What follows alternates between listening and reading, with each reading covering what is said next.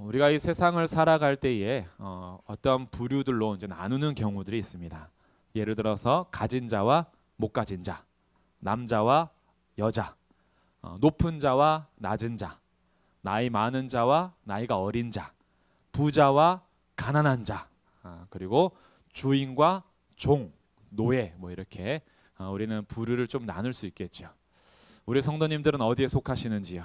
부자와 가난한 자 어디에 속하시는지요? 가진 자와 못 가진 자, 높은 자와 낮은 자. 우리가 이 세상을 살아가면서 이렇게 부류를 나누고 내가 어디에 속했는가라는 것들에 대해서 때로는 자긍심을 갖기도 하고 때로는 내 인생에 대해서 비관하기도 하고 나는 왜 못 가졌을까? 나는 왜 가난할까? 나는 왜 남자로 태어났을까? 군대 가기 전에 꼭 그런 생각을 하죠. 뭐 여러 가지 우리의 삶에 대해서 자기가 속한 곳에 있어서 때로는 좋아하기도 하고 때로는 싫어하기도 합니다. 근데 우리 그리스도인들에게 있어서 또 하나의 구분이 있는데 이것은 우리 인생에서 가장 중요한 구분입니다. 그것은 뭐냐 하면 그리스도 안에 있느냐 그리스도 밖에 있느냐. 이것이 우리의 인생에서 전체를 통틀어서 가장 중요한 소속입니다. 우리 성도님들은 어디에 소속되어 있으신가요?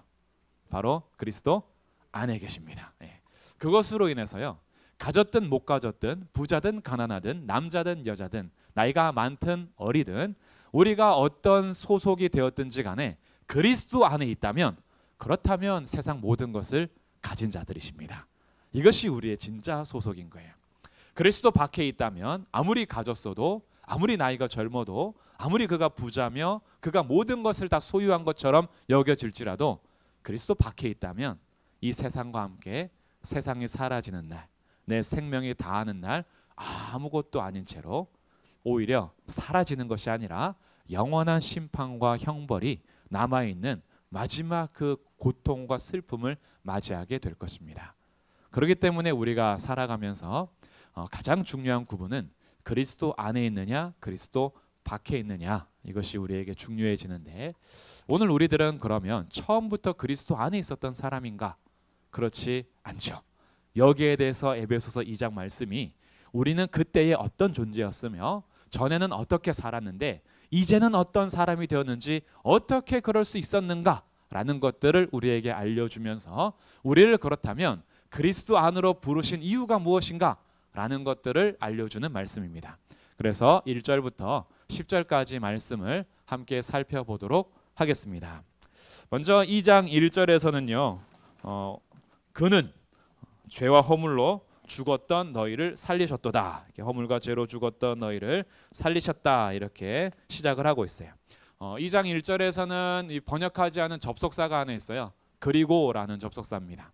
이것은 1장하고 연결이 된다는 거죠.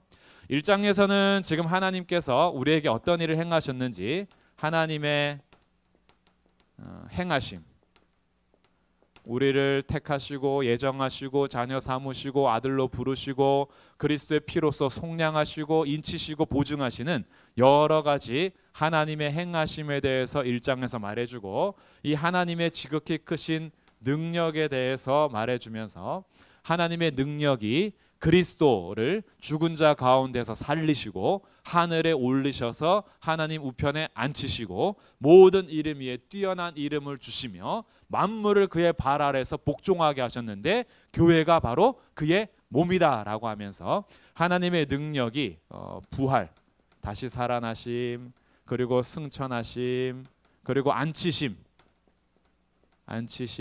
그리고 다스리심 높이신 거예요. 모든 만물 위에 계시는 거죠. 그리고 이 다스리심 가운데에 하나님께서 누구를 몸으로 삼으셨냐 하면 교회를 그리스도의 몸으로 삼으셨어요.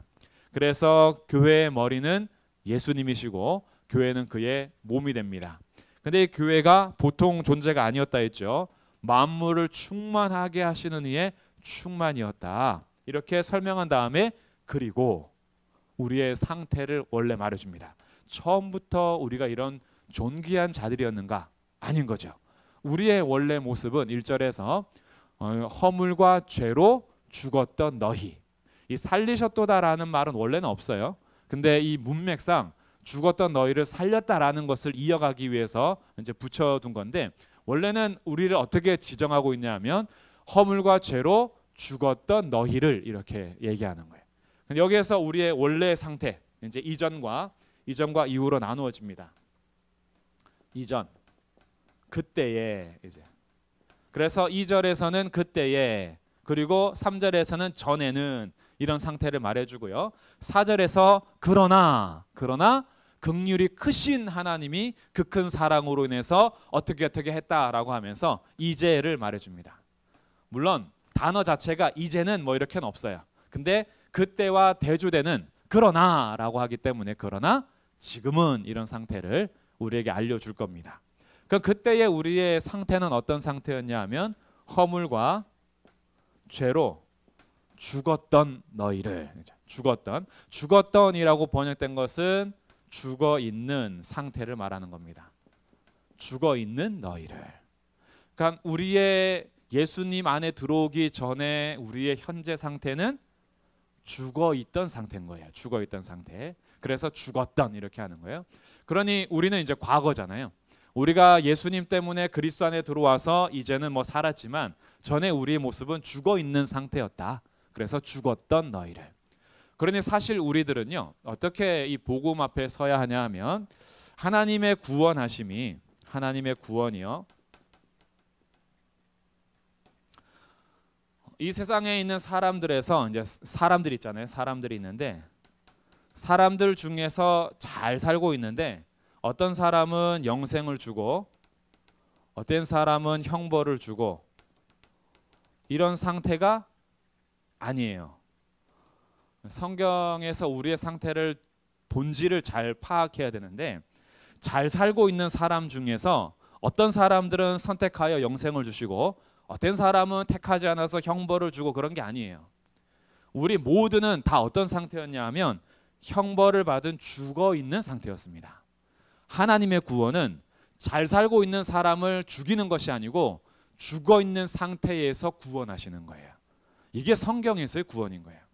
그러니 하나님의 택하심과 하나님의 예정하심과 하나님의 구원을 베푸심이 왜 멀쩡히 잘 사는 사람들 안 택하셔서 죽게 만들고 왜 누구는 선택하셔서 살게 하시고 이러느냐, 그렇게 말할 수 없는 이유가 이 땅에 있는 모든 존재는 다 잘 살고 있었던 상태가 아니라 죽어 있는 상태였어요. 뭐 때문에요? 허물과 죄 때문에.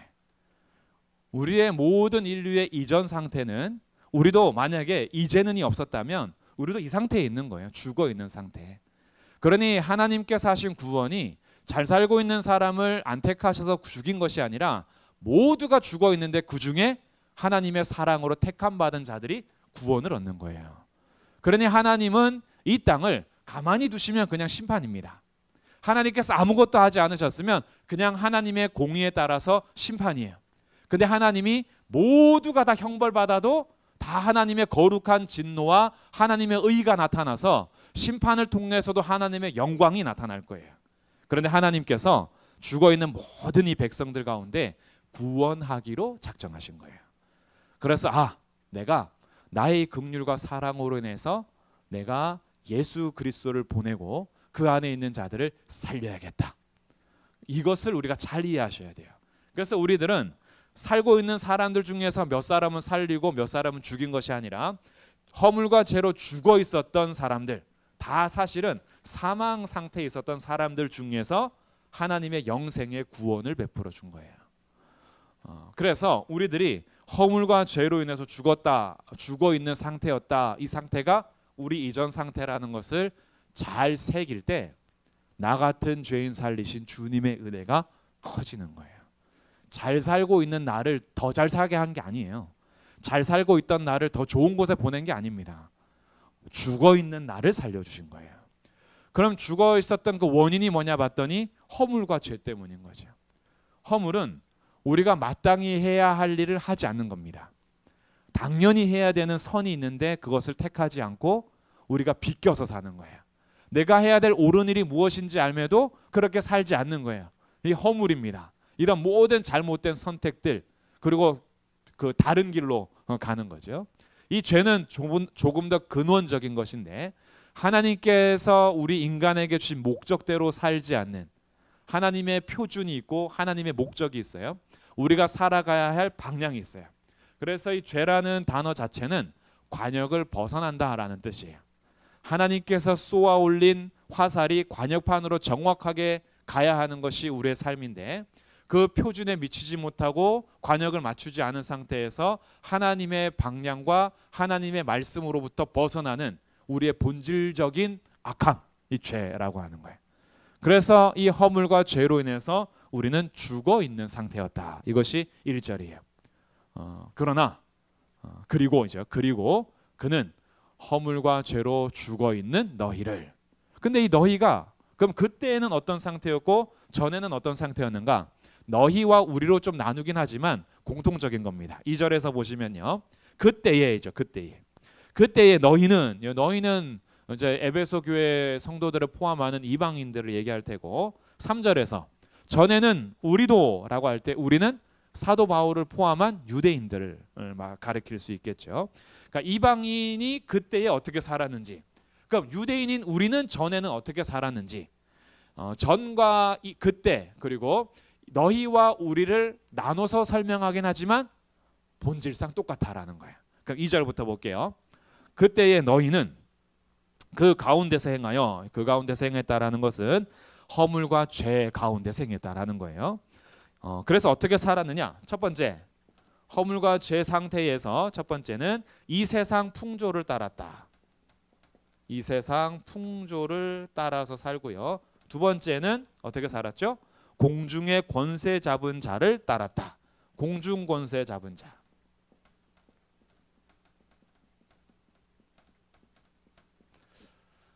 우리가 죄로 인해서 벗어난 이유는 무엇이었냐면 잘 살고 싶어서였어요. 아담과 하와가 하나님을 벗어난 이유는 망하려고 선택한 게 아니에요. 그들이 하나님의 말씀을 어기고 뱀의 말을 따른 것은 스스로 뭐가 되려고 했던 거죠? 하나님이 되고자 했던 거예요. 그러니 하나님을 벗어났던 목적은 망하기 위한 것이 아니라 더 잘 살기 위한 것이었어요. 그런데 그것이 죄인 거죠. 하나님을 벗어났던 그 모든 삶이 자기가 스스로 하나님이 되고자 결정해서 갔지만 결과적으로는 어떻게 살았냐면 이 세상의 풍조의 종노릇하고 공중권세 잡은 자의 노릇한 거예요. 스스로 주인으로서 살아간 것이 아니라, 스스로 하나님으로서 살아간 것이 아니라 이 세상의 풍조를 따라가면서 살 수밖에 없고 공중권세 잡은 자에게 따라가면서 살 수밖에 없는 이의 종노릇한 거예요. 그러니까 주인이 아니라 종인 거죠. 주인만 바뀌었어요. 원래의 주인은 하나님이셨는데 하나님이라는 주인을 버리고 스스로 주인이 되려고 했다가 오히려 이 세상의 풍조와 공중권세 잡은 자의 종이 되어버린 거죠. 그런데 주인이 누구냐에 따라서 그 결과가 완전히 달라지는데, 하나님이 우리 주인일 때는 우리에게 생명이 결과였어요.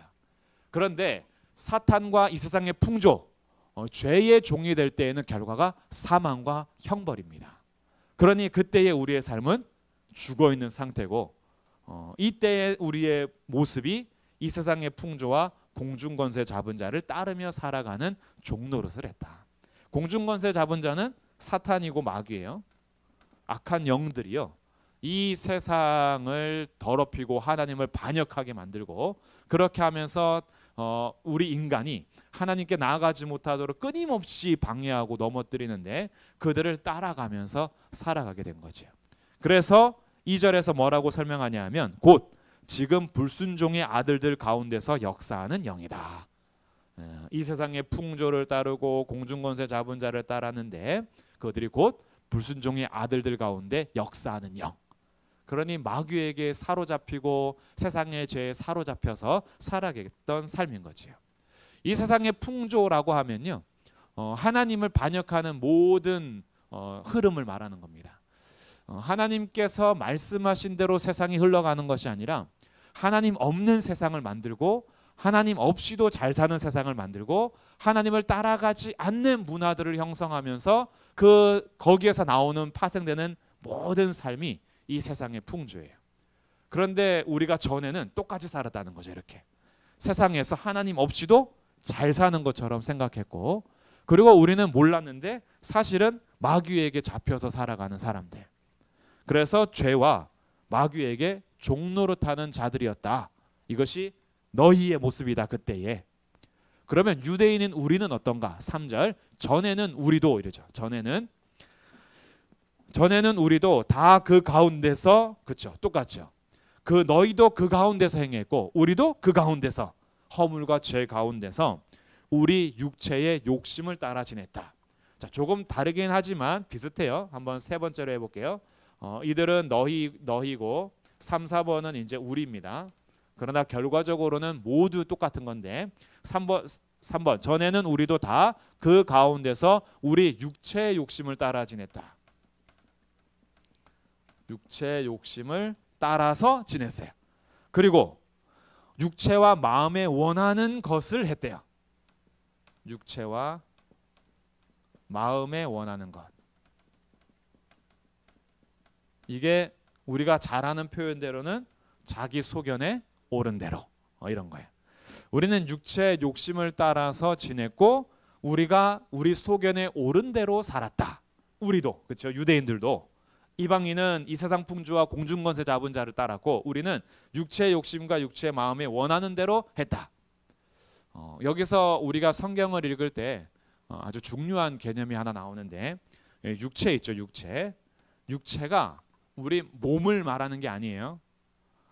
하나님을 대적하는 편에 섰을 때 육체는 몸과 영혼을 분리해서 영혼은 신성하고 깨끗한 것이고 몸은 더럽고 추한 것이다, 이런 개념의 육체가 아니에요.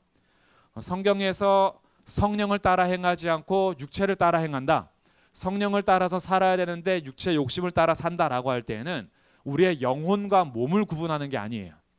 이게 이제 잘못된 생각으로 들어와서 우리 몸이 가지고 있는 모든 것은 더럽고 추한 것으로 여기다 보니까 신령하게 산다, 거룩하게 산다 그러면 금욕주의, 아니면 몸은 어차피 더러우는 거니까 자유롭게 살아가도 된다, 방탕주의, 이렇게 이제 나눠지는데, 여기에서 육체를 나누는 것은 이루이 몸과 영혼을 나누는 게 아니에요.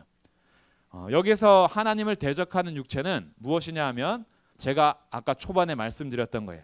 우리의 삶은 두 가지가 굉장히 중요하다 했어요. 그리스도 안에 있느냐, 그리스도 안에 있느냐, 그리스도 밖에 있느냐, 이게 중요하다 했죠.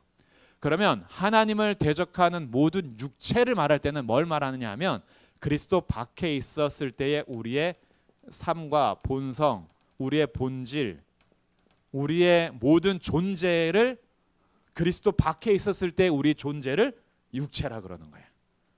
그러면 성령을 따라 행한다라고 하는 것은 단지 육체를 뭐 밥도 안 먹고 맨날 금식만 하고 잠도 안 자고 철야하고 그러면서 육체는 악한 것이니까 최대한 절제하고 금욕해서 영적인 삶을 살아야 되라고 하는 것이 오해가 될 수 있는데, 여기서 육체와 반대는 성령을 따라 행하는 삶은 그리스도 안에서 주님께 순종하며 살아가는 삶을 말하는 거예요. 이게 성령을 따라 행하는 삶입니다. 그러니 그리스도 안에 있는 우리의 삶을 대조하는 것이 그리스도 밖에 있었던 육체를 말하는 거예요. 그러니 우리가 전에는 어땠다는 거예요? 유대인들도 전에는 그리스도 밖에 있는 사람들로서 우리가 살아가는 모든 삶의 방향, 우리의 본질, 우리의 본성 다 하나님의 뜻대로 살지 않고 내 마음의 원대로 살았다. 그러니 우리들도 결론적으로 뭐냐 봤더니 3절에 다른 이들과 같이 본질상 진노의 자녀였다 이거죠. 본질상 진노의 자녀, 우리의 본성, 우리의 본질, 우리는 원래부터 죄된 본성에 따라서는 어떤 존재냐 하면 하나님의 진노의 대상이었다는 거예요. 마찬가지예요. 그래서 너희도 마찬가지고 우리도 마찬가지고 우리의 본질은 뭐냐 하면 하나님의 진노의 대상들이다. 하나님의 자녀들이 아니라 하나님의 심판의 대상이었다는 거예요. 이방인들만 그랬다는 거예요? 아니죠. 이방인도 그렇고 유대인도 그렇고 너희도 우리도 다 본질상 하나님의 진노를 받아야 되는 자녀들이었다. 왜? 하나님 없이 살아가던 이 세상의 풍조와 죄와 마귀를 따라 살아가며 마귀에게 속한 자로서 그리스도 밖에서 육체의 욕심과 육체와 마음에 원하는 대로 살았던, 하나님의 뜻과 전혀 상관없이 살아갔던 우리의 모든 삶은 다 하나님의 진노의 대상이었다. 하나님의 진노는요, 무조건적으로 선한 겁니다. 우리의 진노는 때로는 잘못될 때가 있어요.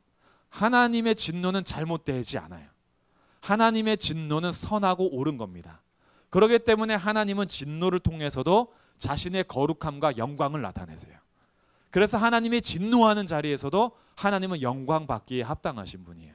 그러니 우리가 진노를 받아도 하나님의 영광이 훼손되는 게 아니에요. 하나님의 진노가 쏟아지는 것은 하나님의 거룩과 의에 따라서 당연한 결과입니다. 우리가 다 그런 존재였다라는 거예요.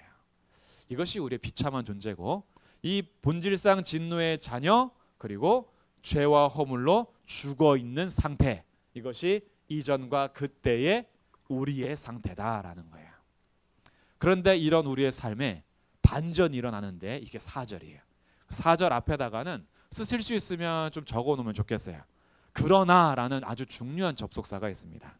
4절에 그러나 긍휼이 풍성하신 하나님이에요. 그러나 우리 이전에는 이런 진노의 대상이고 허물과 죄로 죽어있는 상태였는데 왜 우리의 존재가 바뀌었느냐? 그 이유는 뭐냐 하면 긍휼이 풍성하신 하나님의 그 크신 사랑 때문에. 이것은 우리의 책임이고, 그런데 이제 우리의 존재가 바뀐 것은 하나님의 사랑 때문이다. 하나님의 사랑은 긍휼이 크신 하나님의 큰 사랑이다. 그래서 하나님의 긍휼을 따라 그 큰 사랑으로 인해서, 이게 4절 말씀이에요. 아주 중요한 말씀이니까 한번 다시 새기는 입장에서 우리 4절을 그러나 붙여서 읽어보도록 하겠습니다. 시작. 그러나 긍휼이 풍성하신 하나님이 우리를 사랑하신 그 큰 사랑을 인하여, 그 사랑 때문에, 이런 거죠. 우리를 사랑하신 그 사랑 때문에 어떻게 했느냐? 5절. 허물로 죽은 우리를, 그렇죠. 허물로 죽어 있는 우리를 어떻게 하셨대요? 그리스도와 함께 살리셨대요. 이제 여기에서 그리스도 안으로 들어오는 거죠. 그리스도와 함께.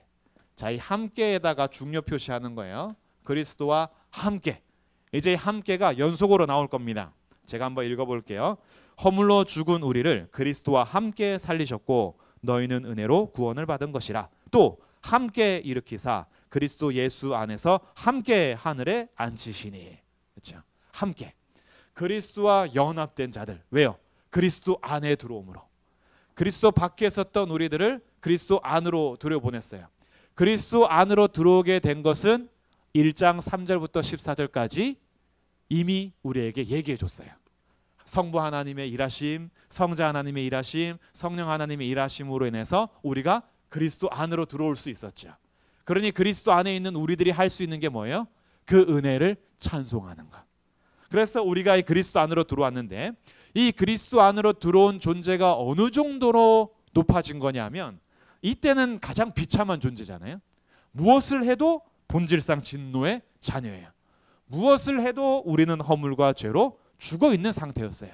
그런데 긍휼이 크신 하나님이 우리를 사랑하신 그 큰 사랑 때문에 우리를 그리스도와 함께 살리셨대요.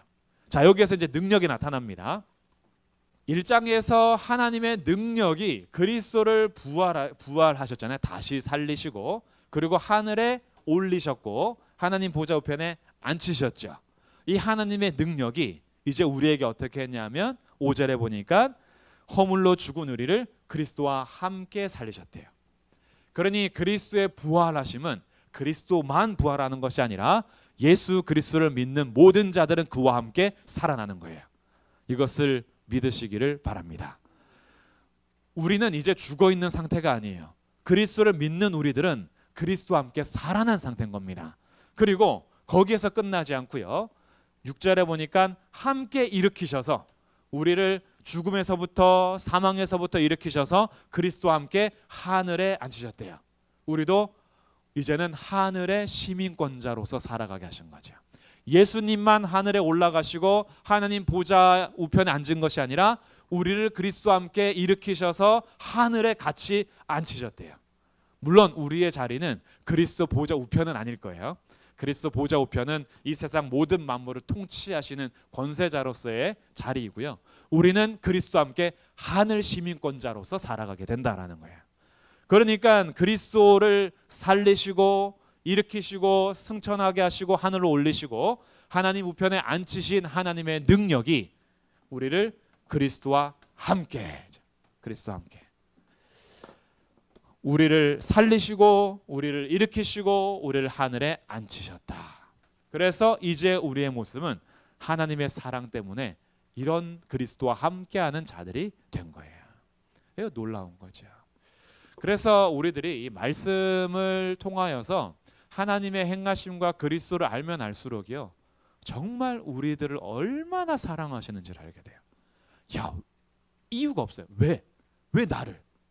왜 나를 주님께서 택하셔서 이토록 사랑하신단 말인가? 얼굴이 잘생겼는가? 아니면 어렸을 때부터 내가 확실히 남달랐는가? 머리가 남들보다 비상한가? 도대체 왜 나를 택하셨지? 라고 생각해 보면은 우리는 선택받을 만한 이유가 사실은 없어요. 그런데 주님은요, 우리의 무언가를 보고 택한 것이 아니라 긍휼이 풍성하신 하나님이 그 사랑으로 그냥 택하신 거예요. 그러니 여기에 대해서 하나님의 은혜를 어떻게 해요? 우리는 그저 자랑할 수밖에 없고 나의 행위는 자랑할 것이 있어요, 없어요? 없어요. 하나님의 은혜를 받은 자는 자기 행위를 자랑할 것이 하나도 없고 오히려 그 은혜를 찬송하고 자랑하게 되면서 하나님의 은혜가 전파되고 선포되게 하십니다. 여기에서 이제 우리를 그 큰 사랑으로 그리스도와 함께 살리시고 일으키시며 하늘에 앉히신 이유가 나와요. 이게 7절에서 먼저 첫 번째 이유가 나오고요. 그리고 10절에서 두 번째 이유가 나옵니다. 7절 첫 번째 이유, 우리를 왜 이렇게 사랑하셔서 그리스도와 함께 연합된 자로 살게 하셨느냐. 7절, 이는 그리스도 예수 안에서 우리에게 자비하심으로써 그 은혜의 지극히 풍성함을 오는 여러 세대에 나타내려 하심이라. 첫 번째는요, 하나님의 은혜의 크심을 계속해서 세대에 나타나게 하신다. 우리들에게 은혜를 베푸셔서 그 은혜가 계속 여러 세대에 나타나도록 하기 위한 것이 첫 번째, 우리에게 사랑으로 구원을 행하신 이유입니다. 그러니 우리가 이렇게 얘기해야 되는 거예요. 구원 받으려면 나처럼 살아야지. 이렇게 할 수 있어요, 없어요? 없죠. 구원 받으려면 키는 나 정도 됐어야지. 구원 받으려면 나 정도의 머리는 가지고 있었어야지. 구원을 받으려면 나 정도의 생김은 있었어야지. 구원 받으려면 나처럼 어렸을 때 부모님께 순종하며 살았어야지. 나는 그렇게 효자였어. 소문난 효자였어. 나는 학교 가서도 선생님 말씀이면 내가 진짜 순종해서 살았어. 그 정도는 돼야 너가 구원을 받을 수 있지. 그렇게 말할 수가 없어요. 그러면 은혜가 아니죠. 너가 구원 받으려면 나처럼 100일 기도라도 했어야지. 100일 기도 못할 거였으면 열흘 기도라도 했어야지. 너가 구원을 받으려면 성경 일독은 했어야지. 야, 성경 일독도 하지 않고 어떻게 구원을 받으려고 그러냐? 이렇게 말할 수 있어요, 없어요? 없어요. 우리의 행위로는 전혀 그럴 수가 없어서 다시 한번 말해줍니다. 8절에서 너희는 그 은혜에 의하여 믿음으로 말미암아 구원을 받았으니 이것은 너희에게서 난 것이 아니요 하나님의 선물이라. 행위에서 난 것이 아니니 이는 누구든지 자랑하지 못하게 함이라. 아멘. 그 어떤 누구도요, 구원받은 것에 있어서 자기 행위를 자랑할 사람 아무도 없습니다. 그럼 사람들이 물어봐요. 그럼 어떻게 구원받았는데? 은혜야. 은혜. 하나님의 은혜야. 근데 그 은혜는 하나님께서 나에게만 주시는 것이 아니라 부름받는 모든 사람들, 지금 이 너가 예수 그리스도를 내가 너한테 얘기해 주고 싶은데 예수 그리스도를 믿고자 하는 모든 사람들에게는 하나님께서 그 은혜를 주신대. 그 전에 어떻게 살았는지 괜찮아. 너가 성경을 못 읽는 것 괜찮아. 기도 못했던 것, 부모님 말씀 어겼던 것, 세상에서 거짓말하면서 살았던 것, 너 죄와 허물로서 너의 삶이 이 세상 풍조를 따르고 마귀의 권세에 잡힌 자로서 따라가며 육체의 욕심 따라 마음에 원하는 대로 살았던 너의 죄악된 삶, 그것이 발목 잡는 것이 아니고 너가 지금 선포되고 있는 예수 그리스도를 믿지 않는 것이 문제인 거야. 주님은 이 정의 모든 죄와 이 모든 죄를 사해 주기 위해서 예수님을 보내주셨고 그 예수님을 믿는 모든 자들에게는 하나님께서 은혜의 선물을 주신다고 약속하셨어요. 나에게만 주어지는 게 아니야. 여러 세대, 모든 세대들에게 계속해서 변함없이 1000년이 지나고 2000년이 지나고 3000년, 만년이 지나도 변하지 않는 하나님의 구원은 은혜로 주님께서 이 땅에 오신 믿음의 법칙에 따라서 하나님의 행하심에 따라 믿음으로써 오직 구원을 받는 것이다. 그 은혜를 너에게도 주님께서 주시려고 하는 거야. 우리의 됨됨이 상관없어. 과거의 죄 상관없어. 우리들의 모든 구원은 하나님의 은혜야. 선물로 주시는 거야. 그래서 너 알잖아. 나 어렸을 때 얼마나 선생님 말씀 안 들었니? 나 어렸을 때 너 학교 다니면서 내가 얼마나 개구장이었고 얼마나 부모님 속 썩였니? 너 내 삶이 그렇게 의인이 아니었다. 그런데 나 같은 자에게 은혜를 베푸셔서 구원을 하신 주님이라면 너에게도 하나님은 은혜 주시기를 원하셔. 제발 예수님을 믿었으면 좋겠다. 이것이 우리의 선포인 거죠. 그래서 은혜를 받기 위해서 우리가 뭐 더 착하게 살아야 되고 이런 것이 아니라 첫 번째는 우리의 구원이 오직 은혜로서 되는 것이니 그 은혜가 계속해서 세대에 나타내기 위해서. 그래서 세대가 호흡하면서도 그렇게 우리의 마음을 울리는 찬송이 나 같은 죄인 살리신 그 은혜 놀라워요. 어떻게 나 같은 자를 살리셨는가. 이런 정말 죄인 중에 괴수요. 지극히 작은 나 같은 자, 이렇게 악한 나 같은 자에게도 하나님께서 이 선물을 주신단 말인가. 그 사랑이 너무 놀라운 거예요. 우리는 그래서 그 사랑을 얘기하는 거예요. 그리고 그 은혜가 여러 세대 가운데 변하지 않고 계속해서 나타나게 하는 것. 이것이 첫 번째 우리를 구원하신 그런 이유라면, 두 번째 10절입니다. 우리는 그가 만드신 바라. 이 만드신 바라는 것은 우리의 존재 자체도 하나님 만드신 거지만 특별히 그리스도 안에서 새로운 피조물이 된 것.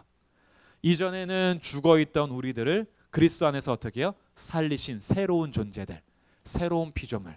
그래서 교회는요, 교회는 새로운 피조물들이 모인 곳이에요. 새롭게 태어난 사람들. 그래서 이것을 다시 태어남, 거듭남이라고 하잖아요. 우린 다시 태어난 사람들, 이것을 하나님께서 새롭게 창조하신, 다시 창조하신 사람들, 그가 만드신 바라. 그리스도 예수 안에서 선한 일을 위하여 지으심을 받은 자니. 자, 두 번째 이유는 선한 일을 위하여. 우리를 왜 다시 태어나게 하셨는가? 우리를 왜 구원하셨는가? 하나님의 선한 일을 위하여. 그래서 10절 다시 읽어볼게요. 우리는 그가 만드신 바라 그리스도 예수 안에서 선한 일을 위하여 지으심을 받은 자니 이 일은 하나님이 전에 예비하사 우리로 그 가운데서 행하게 하려 하심이라. 그 가운데서 행하게 하려 하심이라. 중요한 대목이죠. 뭐하고 비교하는 걸까요? 뭐하고 대조하는 거냐면 이전과 그때. 그때의 2절 3절에서 뭐라고 했어요? 너희는 그 가운데서 행하여. 3절에서 우리도 다 그 가운데서. 그런데 하나님의 우리를 구원하신 목적은 원래 창조했었을 때 목적이 있어요. 하나님의 영광을 위한 우리의 삶, 하나님의 영광의 빛이 비춰지는 삶, 하나님께서 행하시는 다스림이 나타나는 삶. 그런데 우리들이 다 무엇을 따라 살았냐면 전에는 너희들이 허물과 죄 가운데서 이 세상 풍조와 공중권세 잡은 자와 육체의 욕심과 육체의 마음의 원대로 살았다면 이제는 그렇게 아니라 하나님이 전에 예비하사 우리로 그 가운데서 어떻게 해요? 하나님의 은혜를 따라서 재창조된 우리들이 선한 일을 위해서 주님께서 새롭게 하셔서 이제는 선함 가운데서 살아가는 삶. 이제는 악함으로 허물과 죄 가운데서 사는 것이 아니라 하나님의 뜻과 하나님의 목적을 행하면서 선한 일을 위하여 우리가 다시 만들어진 바가 된 거예요. 그래서 그리스도인들은요, 우리가 구원받은 목적이 분명합니다. 우리가 구원받은 목적은 하나님의 은혜를 찬송하면서 주님 앞에 영광을 돌리고 하나님의 뜻에 순종하면서 하나님의 뜻을 이 땅 가운데 이루어가는 삶을 사는 거예요. 그래서 이제 구원받은 자들이 예전처럼 살면 안 되는 거예요. 이전과 똑같이 이 세상 풍조를 따라 살아가고 세상에서 원하는 대로 살아가고 공중권세 잡은 자에 순종하면서 살아가는 삶이 돼서는 안 되고요. 하나님을 반역하는 육체, 그리스도 밖에 있었던 우리의 삶의 본성과 본질에 따라서 살아서는 안 되고 이제는 그리스도 안에서 하나님의 뜻에 맞추어서 살아가는 삶이 되어야 하는 거죠. 그래서 하나님의 뜻에 순종하며 복종하는 삶이 육체의 욕심을 이루지 않는 삶이고 성령을 따라 행하는 삶이고 그것이 선행입니다. 우리의 선행은 내가 선하다라고 생각하는 대로 사는 것이 선행이 아니고 하나님의 말씀대로 사는 것이 선한 거예요. 하나님의 뜻대로 사는 것이 선한 거예요. 선의 기준이 내가 아니에요. 그러니까 우리들은 선의 기준이 내가 볼 때 선하면 선하다고 생각하는데 그게 아니에요. 하나님이 선하다고 하는 것이 선한 거예요. 그래서 우리들은 기준이 분명해요. 하나님께서 말씀하신 뜻대로 사는 것이 우리의 삶의 목적인 거죠. 이것이 그리스도인들이 놓치지 말아야 될 삶이에요. 그러면 이 선한 일을 하면서 구원을 받은 건 아니죠. 구원받은 자로서의 삶인 거예요. 우리의 구원은 나의 선함이 도움되는 건 하나도 없어요. 우리의 구원은 오직 뭐래요? 은혜로 믿음 때문에. 그것이 우리의 구원의 조건이고 구원하신 하나님의 일하심이고 그러나 구원받은 자로서는 어떻게 살아요? 이전과 똑같이 살아요? 아니에요. 우리의 소속이 완전히 바뀌었어요. 이전처럼 살면 안 돼요. 이전처럼 살기 싫을 때도 넘어질 때는 있죠. 이전과 같이 살기 싫은데 이 세상 풍조에 넘어질 때 있어요. 그리고 이전과 같이 왜 내 본성을 버리지 못할까라는 답답함이 있어요. 그것은 우리만 그런 것이 아니라 바울도 그랬어요. 그럼 얼마나 위로가 돼요. 바울도 내 마음은 선을 원하지만 원하지 않는 이 악을 행하면서 살아간다. 오호라 나는 공고한 자로다. 이 사망의 몸에서 누가 건져주랴 라고 한탄했던 삶. 자기가 원하는 삶은 이제 하나님의 뜻대로 살기를 원하는데 여전히 무너지는 자기의 모습을 봅니다. 그러니까 우리가 완벽하진 않아요 아직. 그러나 우리의 방향은 정해져 있어요. 이제는 옛날처럼 살지 않는 거예요. 옛날이라는 것은 무조건 과거를 얘기하는 것이 아니라 그리스도 밖에 있었을 때의 옛날을 말하는 거예요. 예수님 믿기 전에 나의 삶을 따라서 살지 않는다. 그리스도를 믿은 이후에는 그리스도 안에 들어온 자로서 하나님의 뜻대로 선한 일을 위하여 우리가 지음받았다라는 것을 알고 주님의 뜻에 순종하면서 살고자 하는 것. 이전에는 하나님의 뜻에 순종하지 않기 위해서 육체의 욕심 따라서 살아가고 우리 마음이 원하는 대로 살아갔던 것이 우리의 본질상 진노의 자녀의 죄된 본성이었다면 이제는 우리의 육체의 욕심 따로가 아니라 성령을 따라 하나님의 뜻에 순종하면서 살고자 하는 것이 그리스도 안에서 구원받은 자들의 참된 마음이 되는 거예요. 우리는 이제 그렇게 살아가면서 복음에 합당하게 빛의 자녀로서 빛의 자녀답게 이렇게 사는 것이 우리에게 주어진 삶인 겁니다. 이것을 1절부터 10절까지 우리에게 말해주고 있는 거죠. 그러니 사실 우리들은 하나님을 떠나서 살면은 더 자유롭고 더 귀한 삶을 살 수 있을 것으로 꿈꿨으나 우리의 현실은 사실은 마귀에게 사로잡힌 자, 죄에게 종노릇하는 자, 자기 욕심대로 살면서 본질상 진노의 자녀였다라는 것을 말해주고 그러나 이런 우리들이 어떻게 변화되었느냐 봤더니 긍휼이 크신 우리 하나님의 사랑 때문에 우리를 그리스도 안에서 연합시켜 주셔서 1장 3절부터 14절까지 행하셨던 하나님의 놀라운 역사 때문에 우리는 이제 그 은혜를 찬양하면서 그 은혜를 여러 세대에 나타내게 하시려는 하나님의 목적과 하나님의 지으심을 따라서 이제는 세상의 풍조를 따르지 않고 하나님의 뜻을 분별하면서 그래서 이제 우리들은 이 땅을 살아갈 때에 하나님의 거룩하심을 따라 주의 목적에 따라서 순종하며 사는 것이 우리의 삶인 것을 다시 한번 말해주고 있습니다. 그러니 우리의 교회됨은요 정말 영광스러운 것이고 하나님의 능력에 따라서 그리스도와 함께 연합시켜 주신 몸된 교회라는 것을 생각할 때 우리의 머리가 되시는 그리스도께 순종하며 충성하며 또 머리가 되시는 그리스도께서 우리를 보호하고 동행해 주시면서 교회가 살아가는 우리의 삶의 방향이 얼마나 영광스럽고 순결하며 거룩한가 이런 것들을 우리가 깊이 생각하면서 오늘을 사는 거예요. 그래서 세상에서는요, 가질 수도 있고 못 가질 수도 있어요. 세상에서는 젊을 때가 있는가 하면 나이가 많아 늙을 때가 있습니다. 세상에서 건강할 때가 있는가 하면 때로는 병들 때도 있어요. 높은 자리에 있을 수도 있고 낮은 자리에 있을 수도 있고요. 주인으로 살아갈 때도 있고 종처럼 살아갈 때도 있습니다. 그러나 남자나 여자나 늙은 자나 어린 자나 자유인이나 종이나 높은 자나 낮은 자나 가진 자나 못 가진 자나 막론하고 그리스도 예수 안에서는 모두가 교회로 부름받은 하나님의 자녀들입니다. 여기에는 차별이 없는 거예요. 그래서 교회로 부름받았다라는 것은요, 사회적 지위로서 우리가 연합되는 것이 아니라 오직 그리스도 안에서 연합되는 것이고, 이 우리의 연합됨에 대해서는 이제 다음 주에 11절부터 2장의 후반부가 또 우리의 연합됨을 얼마나 멋지게 설명하는 줄 모릅니다.